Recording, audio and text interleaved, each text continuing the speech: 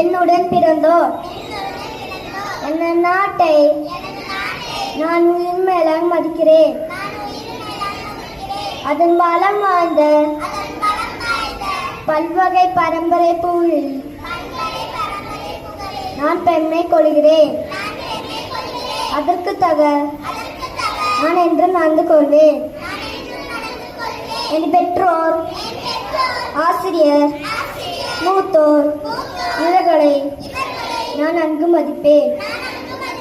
எல்லோரும் நான் பண்புடன் பழகுவேன். என் நாட்டினரும் நாட்டு மக்களிடம் பக்தியுடன் இருப்பேன் என உறுதி கூறுகிறேன். அவர்களின் நலத்திலும் வாழ்த்திலும் தான்